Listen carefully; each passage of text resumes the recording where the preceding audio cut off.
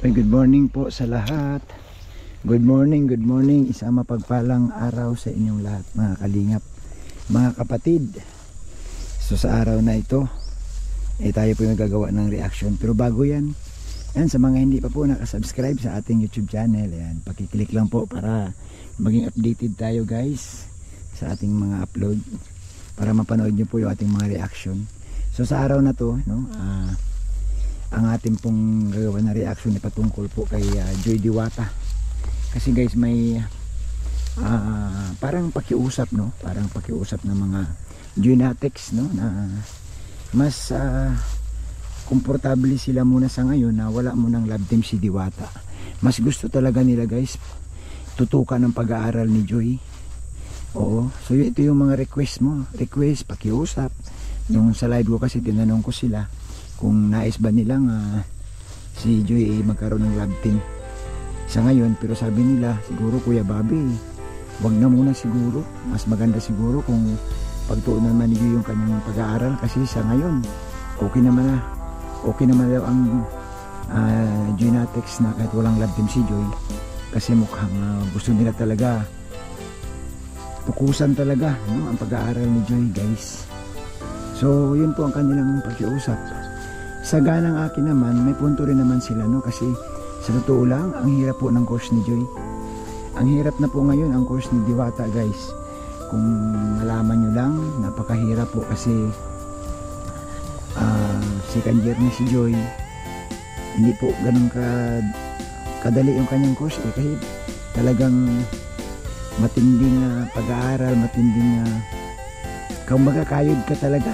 Kumbaga sa trabaho parang kailangan mong huwag kang magkasaya ng panahon. So sila, ang gusto nila focus pag-aaral, at the same time parang gusto nila magpahinga din muna si Joy sa lab team, kasi kakatapos man lang ng lab team, kaya ipahinga daw muna ni Diwata guys ang kanyang sarili at yun sa pag-aaral. So ito yung kanilang nakikita nila.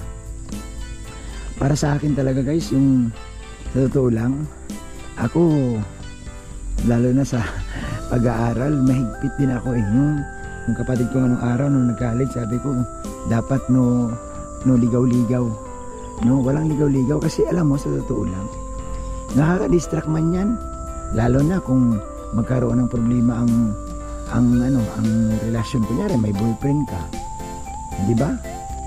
May naliligaw sila, may boyfriend ka, tapos magkaroon kayo ng problema, hindi man po pwede guys, hindi kayo apektado. Hindi man po pwede na hindi mapagod yung pag-aaral mo, apektuhan talaga. So ang pinupunto kasi nila, wag na raw muna, kasi nga mas maganda daw na si Joy mag-focus talaga, which is maganda din talaga, marami ang nag-thumbs up sa akin live kung ang pag-uusapan natin yung pag-aaral ni Joy na wala na munang love team si Diwata. Mas marami pong nagsabi.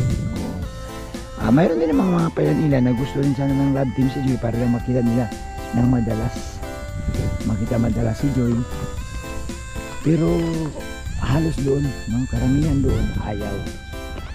So siguro igalang din natin guys yung request din ng mga supporters ni Joy, mga sponsor ni Joy. Siguro para sa akin, antayin na lang kung talagang para kay Joy, wag lang magmadali sa madaling sabi. Parang ang gusto nila, wag lang muna magmadali. Siguro kung medyo okay na, pwede siguro, pero sa ngayon pag-aaral muna. Si Kalinga Prab ganun din naman alam niyo naman si Kalinga Prab, may kung ano po ang talagang gusto ni Joy, yun din po ang gusto ni Kalinga Prab. Siyempre mag-uusap mo yan sila, pero sa ngayon wala rin din ako nakitang pwedeng i-love team kay Joy, kasi yun nga, request nga ng mga viewers, wala mo ng love team, So about doon sa ingay-ingay o sa balitaan nilang si Joy daw love team kay Ras, huwag mo muna kayo mag-alala, kasi wala pa man yun. At pangalawa, hindi pa man yun sigurado. Tapos siras naman kasi busy man yun. Mukhang nagkatrabaho na yung tao. So busy man yun guys. Nabanggit lang naman yun Kalinga Prab kasi minsan nagpapintuhan kami na nakita ko na siras pala so hindi ko pa rin talaga guys na kausap siras ng maayos dahil limited din yung ating time at busy rin tayo. So malabo po yun, kaya wag ko kayo masyadong mag-alala kasi ang paglalab team kasi hindi may biglaan guys. Oo, ang paglalab team kasi matagal yan. Kumbaga inaaral mo na ni Kalinga Prab. Kumbaga sa madaling sabi ba gano'n, kinakaliskisan mo na ni Kalinga Prab yung tao kung yan ba ay nararapat sa isang Kalingap Angels, kung yan ba ay walang problema.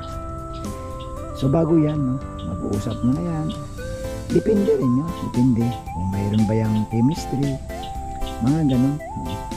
Sabi nga ni Kalinga Prab, mahirap, totoo lang. Ito guys, panoorin niyo po sinabi ni Kalinga Prab na siguro napanood niyo naman ito mahirap tumbasan at mahirap ihanap si Joy sa ngayon ng kalab team kasi wala pang mahanap si Kalinga Prab na ipapalit dun sa dati niyang kalab team. So malabo po hindi po tayo sigurado sa ngayon. Wala rin ako nakita. Oo, wala rin tayo nakita guys na pwede, pero hindi rin natin masabi kasi minsan kasi may mga bigyan dumating, minsan hindi natin inasahan mayroong darating. So wait na lang tayo. Pero sa ngayon masaya naman na si Diwata guys sa kanyang tinatahak na karera, yung pag-aaral niya.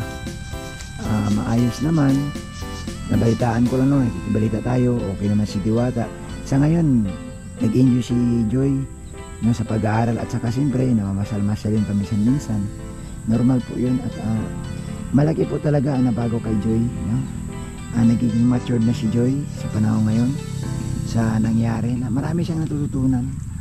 Kaya wag ho tayong mag-alala guys about kay Diwata. Sa ngayon safe na si Joy at sana nga wala nang issue kay Joy matapos na lahat. Yun lang ang ating update na pakiusap or request ng mga Joy Natic supporters na wag na munang mag-love team si Diwata. Mas okay sa kanila ang lang muna, solo. Para bagang i-enjoy mo na ni Joy ang kanyang sarili na bilang isang solo, katulad kila Dara, kila Rosan, yun. So maganda rin naman, kasama niya yung mga dating mga Kalingap, dating K-Boys, nandyan din. So wag ko kayo mag-alala mga Kalingap Binatics, sa ngayon wala pa akong nabalitaan na pwedeng i-love team kay Joy Diwata. So sa ngayon, ang masabi ko kay Joy yan, focus lang Joy sa pag-aaral, focus sa kung anong mayroon ka, piliin mo maging masaya araw-araw. Huwag ka nang malungkot. Nandito lang po kami, Joy, nandito lang po. Kung anong kailangan mo, message ka lang kung anong may tulong po. Lalo na po, nandito lang naman tayo sa diet. So salamat sa inyong lahat guys, isang mapagpalang araw po mga Kalingap.